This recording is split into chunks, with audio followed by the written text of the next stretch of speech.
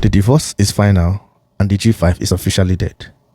If you think that the Rivers State soap opera was messy or is messy, wait until you hear what the governor of Oyo State, Governor Seyi Makinde, called his former best of friend, Nyesom Wike.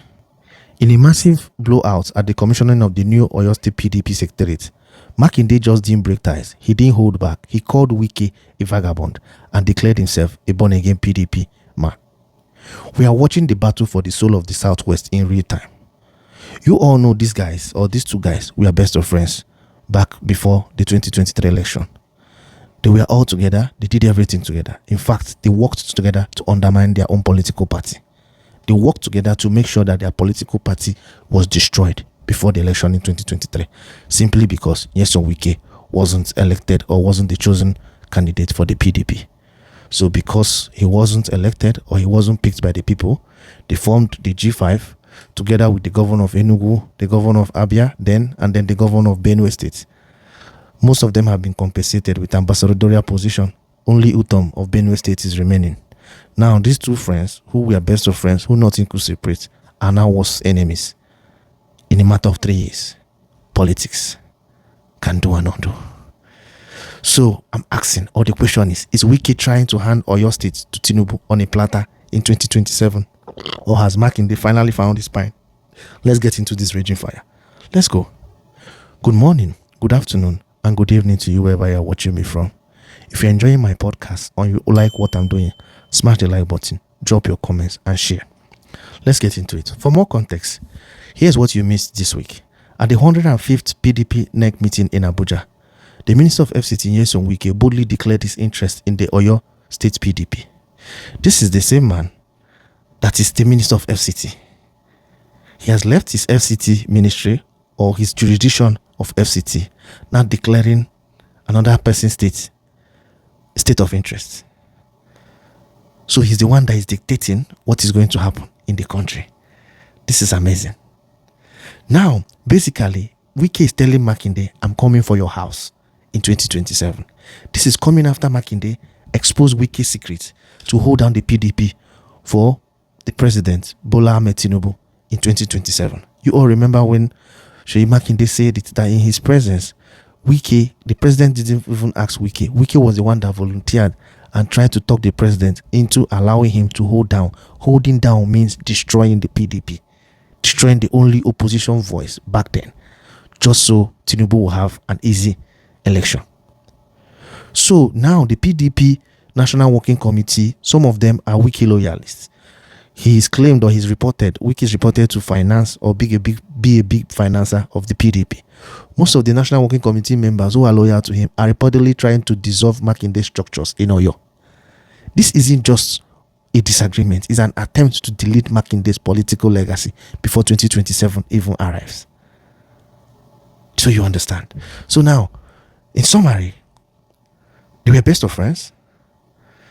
During the election of the 2023, Wike lost the primary. Makinde worked together with him to destroy the party, along with other governors, to make sure Atiku wasn't elected. Okay, that ended. Many of those members were compensated. The problem now is Makinde is now no longer happy with Wike trying to still hold the PDP down. Makinde is trying for Wike to release the party, but Wike is not relenting. He wants to hold it down to the end of that. That is what is causing this problem. Now, the same Wike who has declared that nobody should get involved in river politics. You see how you know are hypocrites. The same Wike who has cursed out the national secretary of the APC, cursed out everybody who said or claims footballer as the leader of the party. The same man who claims nobody should get involved in river politics, others should mind their business, is the same man declaring that he's coming for Makinde's position. Make it make sense. How does it make sense? So he doesn't want people to get involved in his state politics, but he wants to get involved in another person's politics. And you claim this guy has ideology? You claim this man is sane? Politically sane? He has a philosophy? This is a man that claims that the Rivers State is a family affair. Outsiders should not get involved. Now he wants to get involved in Seyi Makinde's state, a sitting governor. I don't know how it's going to play out. Makinde has claimed that Vagabonds took over the PDP in 2015, referring to Wike, and practiced vagabondry for 10 years. For more context, a vagabond is someone who doesn't have a house or a place of residence who just moves about. So Makinde is calling Wike an individual who is homeless, who doesn't have a tent. He just jumps from one place to another. Now, he claims for 10 years, these vagabonds have held the PDP down, but they were expelled in November 2025, referring to when the convention in Ibadan that expelled or that allegedly expelled Wike because we don't understand what is going on with the court. But he didn't say this thing when they were working together in 2023. Now he claims he's a born-again PDP member. He's here to resuscitate the PDP. Is he trying to resuscitate the PDP for his own personal benefit or for his legacy, or to get somebody or anoint somebody to take over his position? I don't know how it's going to play out. We all know how powerful in this government Wike thinks he is. I don't think he's that powerful. I think he's powerful, but I think he's overestimating himself. He's thinking he can do and undo. He thinks he's the only one who has the finances, simply because the president is ready to indulge him just for the election. Let him just get a second tenure or a second term. Then he can do away with him the way he wants or the way he wills. But now the problem is him claiming or him planning ahead to destroy Makinde's legacy. I don't know how it's going to play out, because Makinde is still a sitting governor. He holds the structures in the state. He has the finances. He's extremely popular in the state. Very, very popular, especially with the young people. And I don't think he has done a bad job. Might not be the best governor, but he has done a very, very, very good job, especially as regards infrastructure. Extremely popular in the state. So this is a test. This is a political fight. Now, Wike is fighting in Rivers. This is the same man that claims he's the chairman of the Renewed Hope for Rivers State, the Renewed Hope Coalition. He's the chairman of the coalition for the APC. But he wants to use the PDP and destroy his political enemy. So where does he belong? Right now, he's a chameleon. We don't know where Wike belongs. He lives both land and water. He's an amphibian. Is he a member of the PDP? Is he a member of the APC? Not just is he saying that President Tinubu should be re-elected. He claims he's in charge of the coalition of his election in Rivers State. At the same time, he wants to be in charge of the National Working Committee of the PDP. It's only in a lawless country this set of things can be allowed. I don't know how it just works. I don't know how it makes sense. I can't even think about it. I don't know. That tells you that the judiciary, I don't know what their job is. You can't hold down a party because there's no way these guys cannot expel you.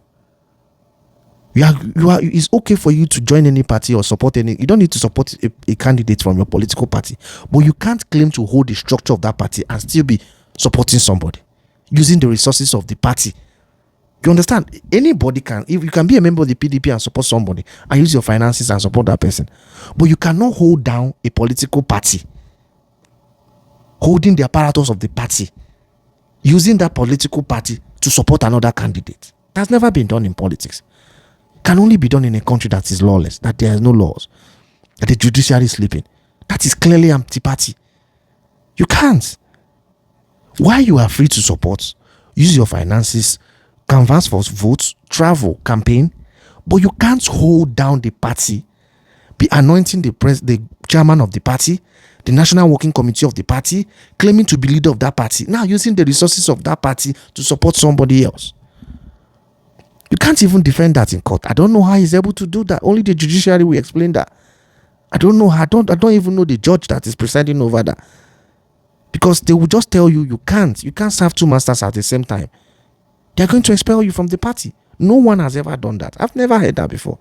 I've heard individuals go against their party, but I've never heard individuals hold down the apparatus of the party and use it to support another political party. I don't know the calculation. Even students of political science, I tell you, it's only in developing country that those kind of things happens. So now, can Makinde survive this tsunami coming his way? Time will tell. 2027, we are all here. Now, the question is simple. Can Wike actually put fire in Oyo State? Or is Makinde too rooted in the grassroots for Wike's Abuja-based forces to touch him? This is the start of 2027 war. If you are Team Makinde, drop in the comment section Team Makinde. And if you are Team Nyesom Wike, drop in the comment section Team Wike. And don't forget to subscribe to my podcast, because the next 12 months in Nigerian politics is going to be more toxic than a Twitter space on a Friday night. Thanks for watching. Have a nice one. Like, comment, and share. Bye.